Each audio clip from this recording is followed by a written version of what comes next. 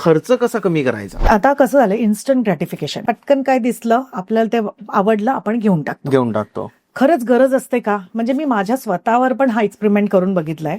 शेवटी बाई आहे, मलाही असं छान छोकी आवडते, कधीतरी ज्वेलरीज दिसते, कधीतरी ड्रेसेसच दिसतात, कधीतरी मॉलमधले सेलच दिसतात. नंतर तो विचार मी करायचे, अरे मी हे आणलं पण हे कितींदा वापरलं, किंवा ते बाजूलाच जाऊन पडलं वर्षभर. मग असं करत करत ना मी स्वतःच्या माझ्या माइंडला ट्रेन केलं की हे आपलं काही बरोबर गणित चालत जात नाहीये, हे फक्त मला त्यावेळेस सुखद आनंद देतोय.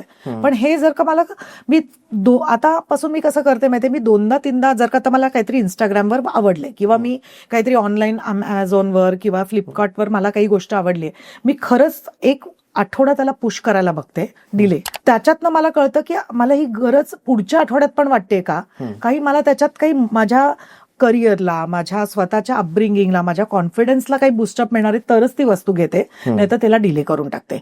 नंतर युपीआय मध्ये पण मी बऱ्याच त्या माझ्या रील्समध्ये सांगितलंय की युपीआय जेव्हा तुम्ही ऍक्सेस करतात ना, तेव्हा आपल्याला तिथे नोट्स हे लिहिता येतं. तिथे तुम्ही इझिली टाकू शकतात की ही माझी नीड्स आहे का, ही माझी वॉन्ट आहे, एन आणि डब्ल्यू.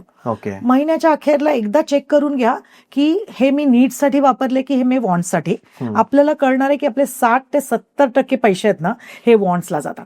आणि तसं करत पण माझ्या क्लायंट्सनी आपले खर्चांवर नियंत्रण आणायला सुरू केलंय. नंतर क्रेडिट कार्ड ज्यांना बॅलन्स जमत नाही त्यांना सरळ सांगते की क्रेडिट कार्ड्स आहेत ना, शक्यतो मॉल्स वगैरे वगैरे जाताना कमीच वापरा. अगदी जिथे तुम्हाला असं वाटतं की पॉइंट्स मिळत आहेत आणि हे खर्च माझे दर महिन्याचेच आहेत, इलेक्ट्रिसिटी बिल झालं किंवा ज्या तुम्हाला म्हणजे रेग्युलर खर्चांसाठी, आणि ते पॉइंट्स पण आपल्याला अक्युमुलेट होतात. संपूर्ण व्हिडिओ बघण्यासाठी YouTube वर जाऊन बँटर विथ चेतन सर्च करा.